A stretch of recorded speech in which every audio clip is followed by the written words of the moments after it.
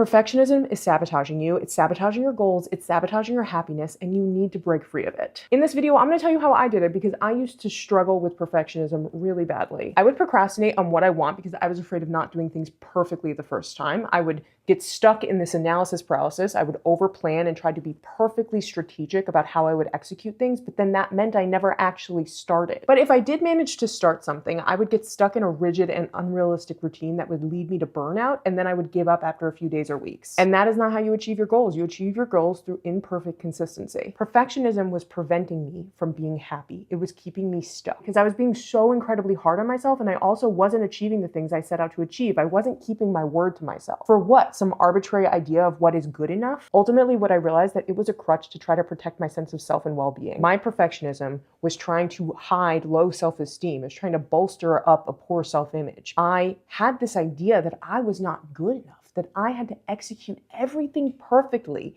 in order to be worthy enough or good enough or feel good enough. And the thing that you have to understand about feeling good enough or being good enough is when used in that context, it is a comparison. What does I'm not good enough mean? Who are you comparing yourself to? What is this imaginary idea that you've come up with in your mind? I'm not good enough is an implicit measuring of your worth against an undefined standard or benchmark. What I was doing is I was moving the goalpost on myself. I was never going to be good enough. I wouldn't allow it for myself. It's a comparison to this standard that you really haven't thought through all the way because you're trying to find your worthiness through an external measurement, and that's never going to work. Since I've let go of perfectionism, I've seen tremendous progress in my life. I grew 30,000 subscribers on YouTube in less than 6 months. I've been making YouTube videos in some form since 2012, and in the last 6 months, I have grown 30,000 subscribers. That's because I stopped beating myself up over silly things, and I stopped expecting perfection from myself. Success comes down to starting before you feel like you're ready, doing it imperfectly, and doing it consistently and not being afraid to fail. And that is when you start to see actual progress in your life, not when you try to do things perfectly and not when you try to be perfect. You are setting yourself up for failure. So in this video, I'm going to walk you through all of the mindset shifts that I made for myself to actually start achieving your goals and seeing real progress and to not feel like crap all the time. Let's do it. Before I get started, let me just quickly introduce myself. My name is Charlotte, and I am here to help you get out of your own way. And I want to make sure you meet your full potential and achieve your dreams because I think you are capable of it 100%. And I think the best way to do that is through changing your mindset. It's internal and then external. We can do it together. Please consider liking, commenting, and subscribing. It helps me out so much. You don't even understand. If you want something to comment before you even start the video, please let me know what you're working on. What are your resolutions going into the new year? The first mindset shift I made was simple self-awareness. I had to become aware of my patterns and my tendencies that were contributing to my perfectionism, and sometimes they're kind of covert. Odds are that if you clicked on this video, you probably have some sense of self-awareness because this is a problem you're trying to solve in your life, but let me show you how they can show up in sneaky ways. An obvious perfectionistic thought would be, if I can't do it perfectly, then there's no point in doing it at all. But we rarely think about things that way. We're more likely to think a covert thought such as, I'll wait until I have more time or more resources to start this, or I need to prepare more in order to do this well. One way perfectionism showed up in my life was I did not feel prepared. I always felt like I had to research it perfectly. I had to plan everything out exactly how I wanted it to go. I had to wait until I had more time or more resources to do something properly. And you may think, well, if you fail to plan, then you plan to fail. And that's true to an extent, but you have to get better at recognizing when you're procrastinating because you're planning too much. And that's not something I can answer for you. That I feel like is a case-by-case basis. That's another thing that you kind of have to be aware of in your life. Is the planning stage done at this point? Like, is this helping move the needle? And if it's not, you have to just start. Another obvious perfectionistic thought would be success only looks like this very rigid outcome. I'm going to use this YouTube channel as an example going throughout this video because I feel like it's easy enough to come up with ideas for that one. So success on this YouTube channel only looks like perfectly edited videos to my highest standards. I really thought that. And this is where mindset shift number 2 comes in. I came up with this idea of the minimum viable product. This is a business idea, actually, and a lot of people start businesses with what they call the minimum viable product. They may have an idea for a big website that offers a lot of features, but they will launch it with just one. It's sort of like testing the waters, and then they will build from there. That is where I got this idea from. So with my YouTube channel, I have big, huge ideas for it that I can't can't execute right now, but does that mean I should not start? No, it doesn't. I wanted to start now. And what my minimum viable product is basically the content. It is what I'm saying to you. It's not perfection when it comes to the production standards. It can look a little wonky. And so I'm just like, okay, the lighting is weird in here. I know I have high editorial taste and standards that I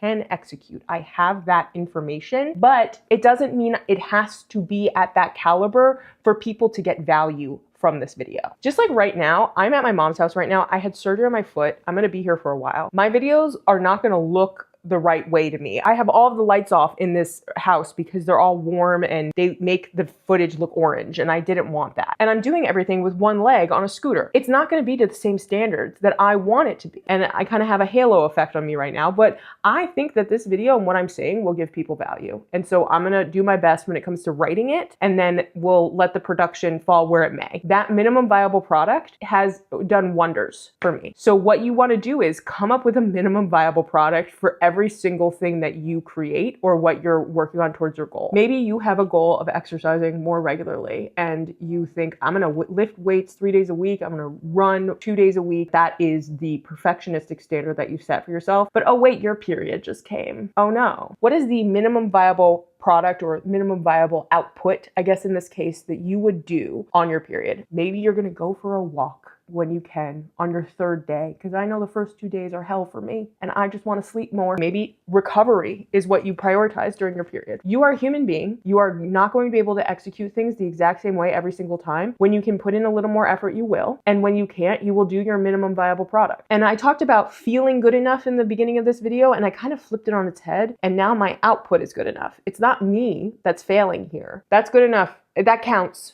It's what I say to myself. You're a human being. You're not a robot. You're not a computer. I know we like to think of ourselves as widgets as we talk about things, and we think that everything is going to be the same every single day. It's not. Your body doesn't work that way. And to expect it is dehumanizing yourself. Don't do that. Another place this good enough idea comes in is I started to think about cleaning. Now, this is something I've always felt really self-conscious about myself. I am not good at cleaning things. Not only did I not have the skill set even like 5 years ago, I just didn't know how to clean. It's a skill. But also, I didn't want to, and I felt like I had to do it perfectly, and I felt like I was bad at it, and I worried that people were judging me because of how messy my apartment was and all of that stuff. What I realized was my expectation was flawed. It was based on what I was seeing in magazines and on the internet and Pinterest and stuff. It was these rooms that aren't lived in. I live in my apartment. It's not going to look perfect all of the time. What I needed to do was set my standard at a different level. Is it sanitary? Are there going to be bugs? Can I move around? Am I going to hurt myself? Is there too much clutter everywhere? And is my brain cluttered? Those are my new standards for cleanliness. That may not be clean enough for someone else who has a more natural affinity for cleaning, but it's good enough for me. And that eased up so much mental anguish in my mind. I would feel so much shame looking around my apartment like, oh my God, it's so messy. I felt so bad about myself. And I'm just like, why? It's fine. This is my apartment. I pay for it to live in it, to have my stuff in it, and I can do what I want with it as long as it's sanitary, as long as I am not harming myself and it's working for me. Why does it have to meet some weird Pinterest standard? My next mindset shift was prioritizing the process over results. And I know this is kind of cliche advice, but it really does work. Again, I'm gonna go back to the YouTube channel. I started to value the process of writing these videos a lot, because sometimes I'm thinking back through my life and I'm like, okay, how did I do that? What exactly was the mindset shift that I made to go from feeling like a failure to feeling like I'm on top of the world? How do I explain that to someone? And in and of itself, that became a beautiful challenge and reflection for myself. And I really started to feel gratitude in the process and really understand like, oh, this is rewarding. And I'm hoping that this is going to be valuable to somebody else. And whenever I feel more frustrated by the parts of the process that don't come so easily to me, such as like making it look prettier and the production aspects of it, I remember the part of this that I love is sharing the information, and this is the medium that I chose. One area of my life that I've struggled in is movement and consistent exercise, and I'm still not there yet. If you watch enough self-development content, you will see weight loss discussions, like, because it is the most common New Year's resolution, and I don't want to shame anyone for trying to lose weight. You can do whatever you want with your body. I think that's great. Take autonomy over your body. What I realized is I'm actually really good at losing weight. I'm just not good at losing weight and also liking myself at the same time. So that's the actual goal. How do you lose weight and like yourself at the same time? How do you move your body and like yourself at the same time? I don't talk about weight loss or any of that stuff on here because not only do I feel like people go a little insane talking about it, not gonna lie, but the other thing is I just haven't mastered it. And I've realized as I'm doing this reflecting and this journaling that I have this perfectionistic thinking and I have this perspective on movement and on exercise that it's a punishment. And I need to work on that sort of thinking. And like, if I don't do it perfectly, I shouldn't do it at all. But the point is, the reason I bring this up in this section is I'm not valuing the process of movement and I'm not valuing what it's giving to me and why I'm doing it. Like, what is the actual act I'm engaging in and why? We are so results driven that sometimes we forget that that is not the most important part, because frequently our results change along the way. What you thought you wanted is not actually what you wanted. You ended up going in a different direction. It is so common. The other thing I realized about myself is that perfectionism was an indication of my low self-worth because I was tying my sense of value to an external achievement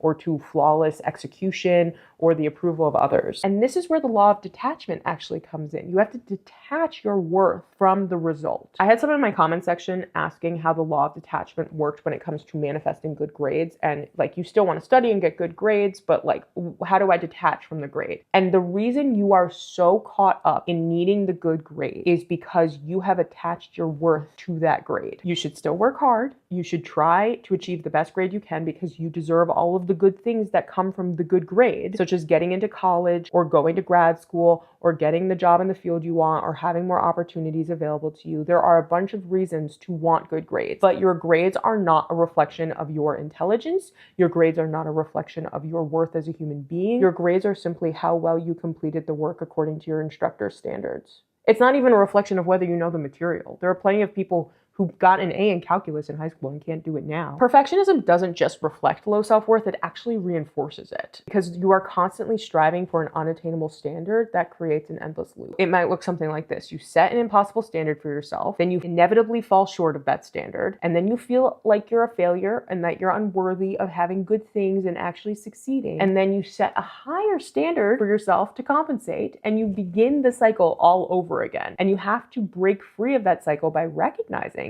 that you have inherent value, that your self-worth is unconditional, and it is not tied to a performance or an outcome. That is what people say when they say law of detachment. Detach your self-worth and your well-being from the outcome. That's why reflecting so frequently during the process is important. You're allowing yourself to reflect on what you're learning, how you're growing, and what mistakes you've made. Speaking of mistakes, I should talk about that, shouldn't I? So I'm gonna preface this by saying I love my mother. I love her. I love her so much. But she was also a stressed out, essentially single mom because my dad had too many health problems for him to help. And so whenever I made a mistake, such as like leaving a book in my locker or something that I had to ask her to fix, she would get really upset and really stressed out. And so I'm like, oh no, I have to help my mom. I have to not make any mistakes ever. Like, oh no. And that is the core of my fear of making mistakes because I just felt like it was the end of the world because I was a child and I didn't understand the circumstances. As I got older, I understood that my mother was not trying to punish me for making a mistake. She was just a stressed out person because she had 3 kids and had to deal with a lot of stuff that she shouldn't have. But I had internalized this fear of mistakes. And if you look back at your childhood, you may see something similar, that some adult in your life chastised you or punished you even for making a mistake that honestly isn't the end of the world. So a huge part of my overcoming of my fear of mistakes was making that conscious. It was also distinguishing between which mistakes were actually a big deal and which mistakes just don't matter. I also had to reframe mistakes as an opportunity for growth. No one is ever going to be perfect at anything the first try. If you want to be a high achieving person, you have to make mistakes. I had to realize that the fastest way to learn or achieve something is to make a mistake and then to fix it. Almost all mistakes are fixable. It is not the end of the world if you made a mistake because you were trying something new. In order to make progress, you have to be uncomfortable. You have to do something differently than what you were doing before. One thing I like to remember is when I am watching someone do something extraordinary, they had to struggle to get that extraordinary. Whether they're an athlete, like they had to struggle to train their bodies to remember how to do this extraordinary thing. They're jumping over a pole like 30 feet in the air. What? You think they did that well the first time they tried? No, I promise that anyone you admire has made millions of mistakes in their lifetime, but they're successful and you admire them because they got to the point where they just stopped caring. They got there because they were able to start. I've seen people say they look forward to their mistakes. I don't think that's true. I don't think I look forward to making a mistake. I try to prevent mistakes when I can, especially when it comes to like doing my taxes and stuff. Like that's a pain. But what I do is I remind myself that if I make a mistake, I will fix it. I'm capable enough to figure it out. I will probably never make that mistake again. Amazing. We love that for us. And honestly, mistakes end up leading us sometimes to a better outcome than we expected if we did everything perfectly. Do you know how many scientific discoveries came from someone making a mistake? We literally wouldn't have penicillin. Penicillin is literally just mold. And Alexander Fleming left out some like staph infection in a petri dish that was uncovered, and when he returned, it had mold on it, and it had killed the bacteria. That's crazy. A mistake saved millions, if not billions of lives in the past like 100 years. So I wouldn't say look forward to your mistakes, even though you can try, but don't expect yourself to make 0 mistakes because that's treating yourself like a robot. You're not a robot, you're a person. Just accept that you're going to make mistakes and be okay and know that you can fix it. That's just how I've come down to thinking about things. Now, one distinction I do want to make is when is it okay to not be satisfied with what you have created? That's a hard one, right? So for example, I filmed a different video yesterday. It had a different format. It was a little more vloggy. And I'm like, I don't like this. I don't know. Like the vlogging stuff was the problem. Oh my goodness, my hair. The vlogging stuff was like kind of the problem for me. Cause I'm like, do people care? I don't know. I scrapped it and I'm making this instead. Now, is that perfectionism? I don't know. It might be. Who cares if I put out a video people don't like? I put out an experimental video. I put out like a guided meditation. Like 800 people watched it. That's not a good view count for the channel. And that would indicate that it was a failure. Like it didn't do well on the channel. It wasn't what people wanted to see. But I put it out anyway because I wanted to try it. And then I think with this one also, I'm always a little concerned about like, okay, how much of my life do I share on here? My goal has never been to like reveal my life to you guys because like, is it a safety issue? Do people care? Like, is that kind of thing? It's like, I don't want to, I enjoy privacy. I don't want to air out everything on here. But I also understand that I am sharing this advice based on my lived experience. I don't have any sort of credentials as an academic or as a therapist or anything like that. This is all based on how I've gone about my life and what has made me feel better. And you as someone who may find similarities in me could feel better too, potentially. And so as a result of that, I do feel like I need to share some stuff with you guys. But where's the line? And I don't know if that's perfectionism or if that's just me being careful about oversharing and doing something I am uncomfortable doing. And let me just talk about imperfect consistency. Consistency, I always thought meant like showing up every single day without missing a beat and keeping the streak going.